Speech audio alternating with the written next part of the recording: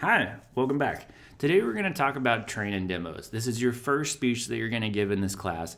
We do that on purpose because it's probably one of the easier speeches and we want to build you up and you have a great experience and all that jazz. It's also probably the one that you'll use most in life, right? Because it's very simple. You're teaching a group of people how to do a thing. And this is very different than an informational in which you're teaching them about something, or a persuasive in which you're trying to bring them around to get them to take an action on a particular thing. This is a thing that people struggle with. I don't understand why, but your training demo, like, you need to actually have the audience do a thing, be able to verify that they can do the thing, and then go out into the world being able to do the thing, okay?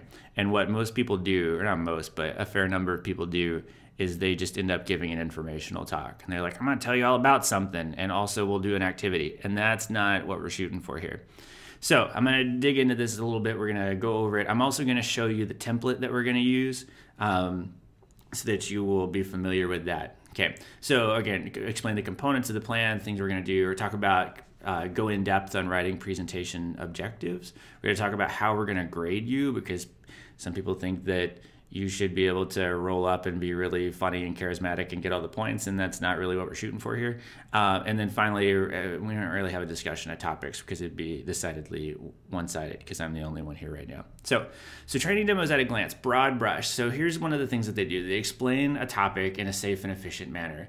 They provide key information in a concise and thorough manner. I always love when people say like things that are redundant. And then generally convey like the audience need to perform a skill. So imagine that you need to go over like the 5 steps to, you know, safety check a tractor before going out to harvest stuff. I'm really great at coming up with examples, can't you tell? Or say that you need to go over like the 10 steps for closing out the like meat packing plant at the end of the night. Or if we again want to avert nuclear holocaust, you know, what are the 5 steps to, you know, whatever the safety, like the important safety regulation is. So imagine that, you know, in your future employ, you have a group of people that you need to know how to do a specific thing. Okay, and what this speech does is it prepares you. We're going to teach you like the best way to present that information to them to help them get it. Okay, so all right, cool. Let's move on. So the training demo process, here's the first step. So the first step is you prepare your audience for what they're about to learn. So this might come in, you'll introduce yourself, not necessarily in this order, but you'll introduce yourself. You'll talk about why you're credible to speak on the topic.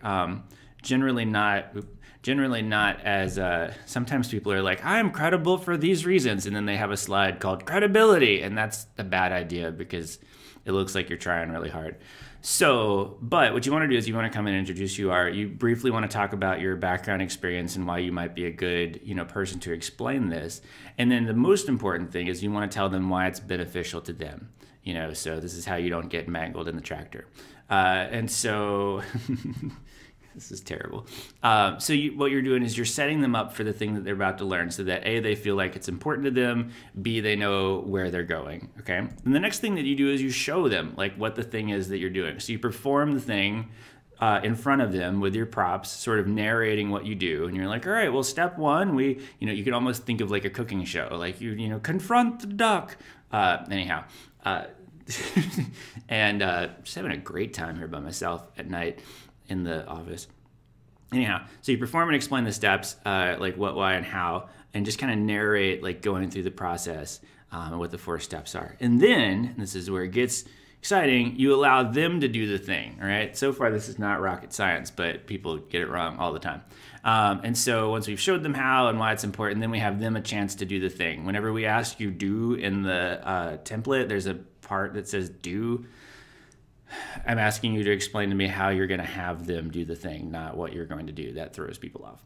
So I'll tell you, like, the hardest part about the training demo is coming up with a topic that is feasible. Because some people, like, you know, if they get past the I'm giving an informational speech, the next step then is to come up with something that they can teach everybody to do, you know, with materials that are cheap enough that they can afford them for everybody. Because what you want to do, best case scenario, again, to ensure that everybody can do the thing, is you want to have everybody do the thing. Best case scenario, everybody gets to practice doing whatever it is. We had some really great ones this last year. We had somebody actually teach us how to extract DNA, and so that was really cool. Everybody had to like spit into a cup, and it was weird.